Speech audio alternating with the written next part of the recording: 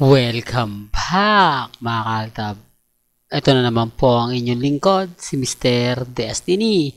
Well, iskandalo nga po ito. Iskandal to sa Eat Bulaga. Maraming nagre-react, maraming nagko-komento na bakit hiniintay pa raw po na kumbaga makalapit sa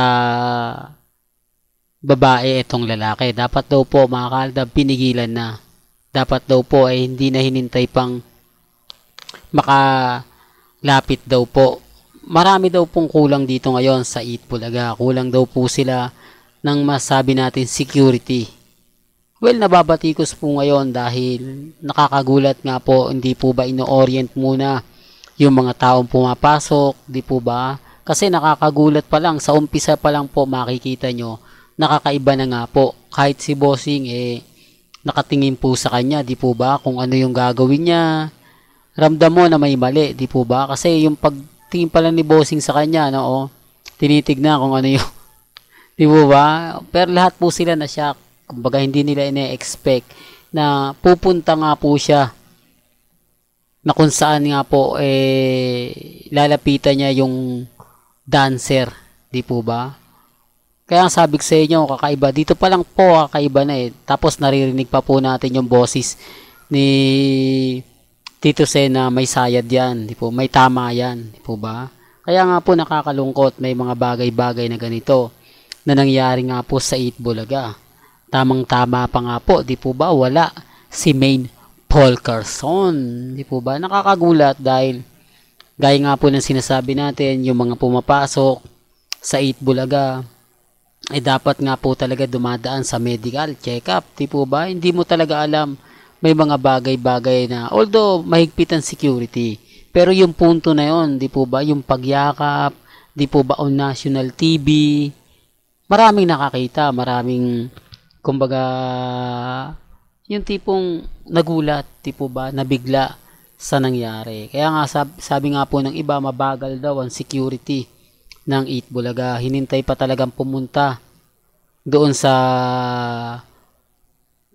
host, di po ba, na kung saan hindi ka dapat pupunta doon at wala kang karapatang pumunta roon. Doon pa lang may mali na di po ba? Kasi kung wala nga po raw, kumbaga, problema o sa pag-iisip daw po, sinasabi naman po ng iba, manyak lang daw po yun dahil matino naman daw po kinakausap, may mga bagay-bagay na ganito ganyan, tapos ang sinasabi lang daw po ay kinabahan lang po siya. Well, marami nang pong nangyaring ganyan sa Eat Bulaga na sinasabing kinakabahan, pero kakaiba naman po ang kaba, di po ba? Sa tingin nyo mga kaaldab, sang-ayon kayo sa paliwanag na kinabahan lang siya kaya niya nagawa yon? Paano yon mga kaaldab? Gaya nga po ng sinabi ng iba, paano kung nasakal niya, di po ba? Na yakap niya na mahigpit, di po ba? Yung tao sa sobrang, di po ba? Hindi naman po sinasabing kaya lang nakakatakot, di po ba? Yung mga bagay-bagay na ganyan, lalo na po maraming tao nakakapanood sa Eat Bulaga, maraming mga bata ang nanonood. Kaya nga sabi sa inyo mga kaaldab, may mga bagay-bagay na hindi mo naman po pwedeng gawin to para lang kumbaga magparami ng di po ba? Mas lalong mag-trending sila para lalong mapag-usapan. Di po ba? Hindi naman siguro scripted itong mga bagay na ito. At nakapagtataka, wala po siyang kasamang kamag-anak. Nakisabay lang daw po ito. Sabi po na nagtuloy sa paglalaro ng therapy. Kaya nga sabi sa inyo, marami ngayon ang bumabatikos na kulang po raw ang security. Hindi daw po dapat agad-agad nangyari yan. Kung maaga pa napapansin na nila nakakaiba. Di po ba dapat nga po raw kung medic ang problema, umpisa pa lang kumbaga naka-standby na ang problema.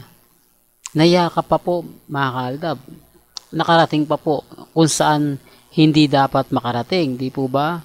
Na nagawa niya pong yakapin yung host, di po ba? Yan nga mga kaaldab, pansin nyo. Kaya nga sabi ko sa inyo, may mga bagay-bagay na mahirap nga po talagang ipaliwanag. Tapos kung titignan mo, parang matinuri siya, no?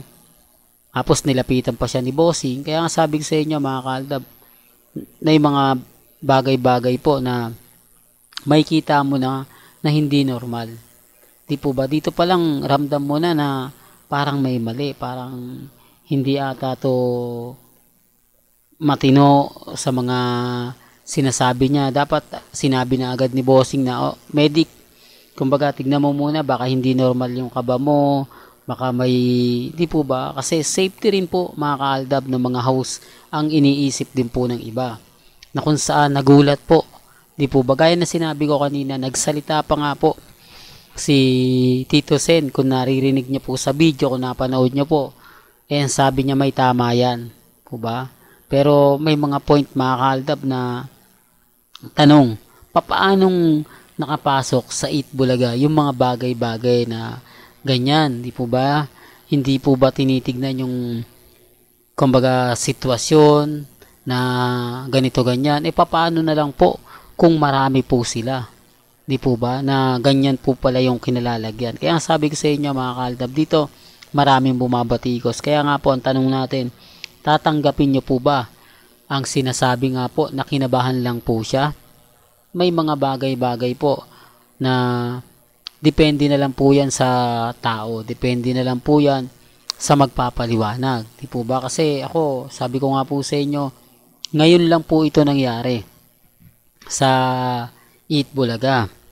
Sa GMA Network, wala po yan. Di po ba? Sa ABS-CBN, wala rin. Dito lang po sa TV5. Kaya anong mali? Sino nga po ba ang may mali at sino nga po ba dapat sisisihin sa mga ganitong pangyayari? Ang medic po ba, ang host nga po ba, o ang security? Dapat daw po gaya nga po ng mga komento po na dapat laging may naka-standby. Dapat, kumbaga, tinitignan na nila yung galaw ng mga naandyan. Po ba? Gaya ng sinabi natin, hindi naman po siyan, kumbaga, yung pananakit, di po ba, na papaano kung nanggigil, di po ba, tapos ang layo pa po ng agwat ni Bossing at ng contestant, di po ba, nandun na siya mismo sa unahan at wala man lang pong, kumbaga, security na umakyat para pigilan. Ang umakyat pa ata, mga kaaldab, yung alalay ng cameraman di po ba, kasi may dala-dala pa po siyang headset. Di po ba? O pa yung tenga niya. Ibig sabihin, cruise siya. Di po ba? Kung security, syempre malaki katawan. Di po ba? Talagang kayang-kayang bitbitin. Tapos medic po agad-agad yung lumapit lang Di po ba? Ibig sabihin niya mga kaaldab, kulang nga po ba sa security ang Eat Bulaga? At papaano nangyari yung mga ganito? Di po ba? Real talk, buti nga lang po wala si Mengay. Kung di, ano kaya magiging reaksyon ni Main Paul Garson kapag ka napanood o kung naandyan siya sa sitwasyon na yan? Di po ba? Siguro madalas niyang gagawin lagi yan. Di po ba? Tapos iikot siya. Nakakatawa mga kaaldab. Dito pa lang po natatawa ka na sa mukha ni Bossing Kumbaga kung tatawa nga po ba siya o hindi. Kasi ganyan Di ba? Tapos hindi ko yung reaction ni Bossing. Pinanonood lang sila. Hindi po ba? Hindi nila alam kung ano po yung gagawin. Hindi nila alam na doon pala pupunta. Tapos, ang nakakatuwa nga po nito mga kaaldab, dumistansya pa, di po ba? Parang talagang hindi mo alam yung gagawin niya, di po ba? Sabay lapit. Tapos, natatawa po mga kaaldab, no? Pero sa tingin niyo mga kaaldab, ano po yan? May tama talaga o kumbaga kumukuha lang siya ng alam nyo na mga kaaldab, yung sa bagay mahirap nga po talaga mag-react lalo na nga po may kanya-kanya po tayong opinion at pananaw. Sabi ko nga po sa inyo, kayo po magsasabi kung talagang yun at yun po ay sasang-ayunan po ninyo o may talagang intention yung taong yan. Po ba? Kayo na po bahala mag-react at mag-komento.